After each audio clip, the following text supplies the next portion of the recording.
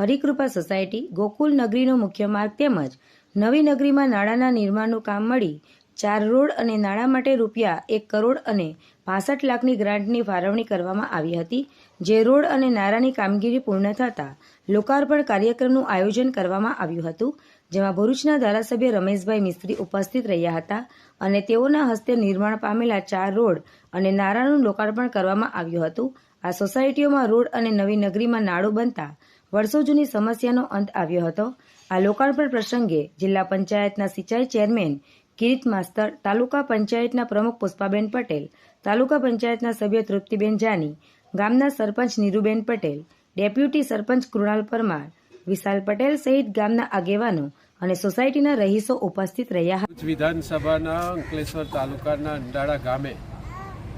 Harikrupa society, Ranchhod કૃપા society, Gokulnagar, મોટા ફળિયાથી national highway number 8ને જોડતા 4 માર્ગો અને કૃષ્ણનગર 2 ખાતે એક નાળું, આ 5 કામો થઈને કુલ 1 કરોડ ને 65 લાખ રૂપિયાના કામોનું લોકાર્પણ કરવામાં આવ્યું છે।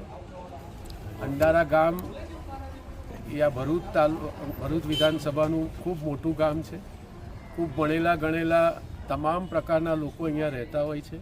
હંમેશા વિકાસને વરેલા છે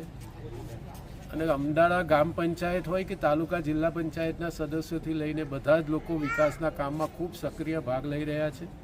ઘણા લાંબા સમયથી આ જુદી જુદી સોસાયટીઓના આગેવાનોની, સામાજિક આગેવાનોની રજૂઆતો હતી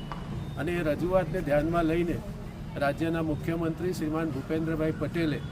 આ બધા જ કામોને મંજૂર કરીને આજે 1 કરોડ 65 લાખના કામો પૂરા થઈને લોકાર્પણ કરવામાં આવ્યું છે,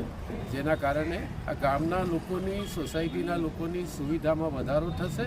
અને આગામી દિવસોમાં પણ હજી અંડાળા ગામમાં અનેક વિકાસના કામો અમે હાથ પર લીધા છે, જે આ વર્ષે પૂરા કરવામાં આવશે, જેના કારણે ગામના લોકોની સુવિધામાં ઉત્તરોત્તર વધારો થશે।